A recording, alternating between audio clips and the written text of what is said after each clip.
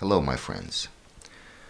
About 10 years ago, I made a profile on the rising social media platform called Facebook.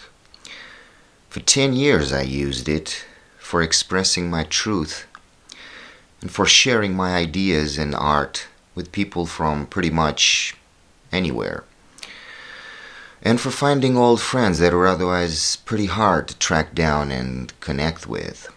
I thought it was a great way to bring people and ideas together, and it was. And I didn't think twice about using it daily.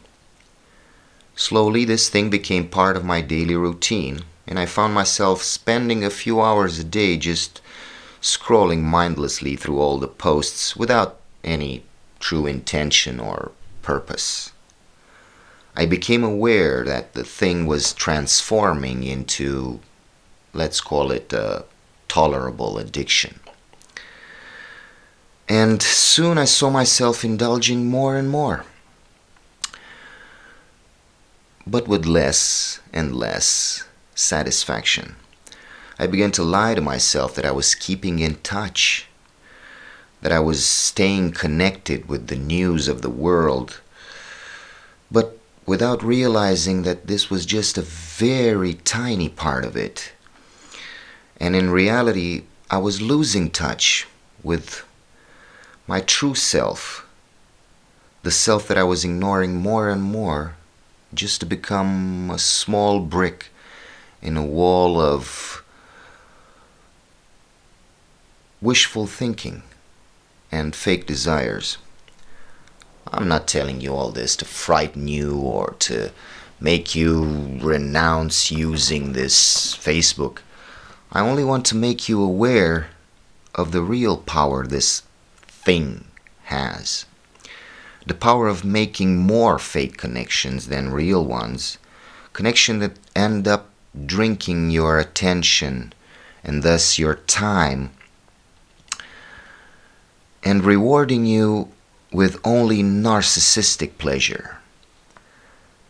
About a week ago, Facebook deleted my old account on the ground that after 10 years of use, I might not be myself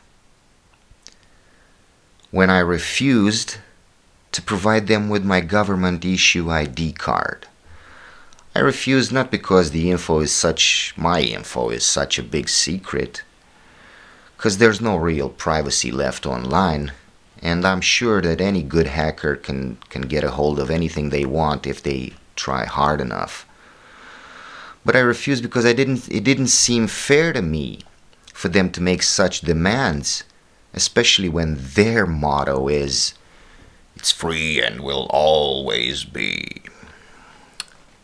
I guess expressing my truth freely and trying to raise awareness about the things that matter to me was offensive to some people whom obviously were not satisfied with just hitting the unfollow button.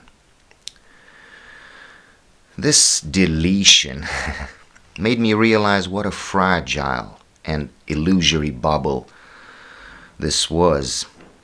This persona that I was creating online.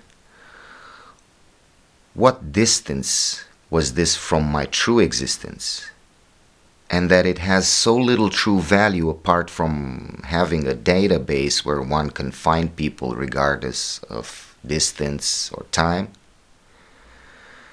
The fact that they sell our info to our hopes and our dreams to the ever greedy, ever more manipulating corporations and governments is just one of the consequences of our great indulgence.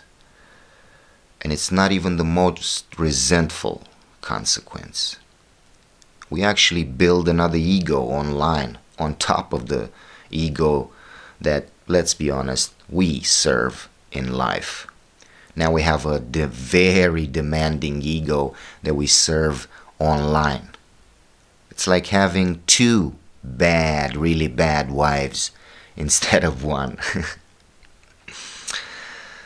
Now, just like the first ego, this virtual ego can be useful if we become the masters.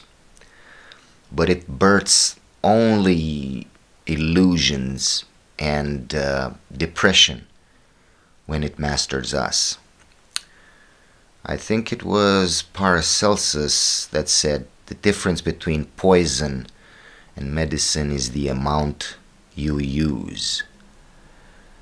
So I would say to all of us, including myself, go fuck yourself if you must, 'cause it's fun sometimes. Just please don't overdo it.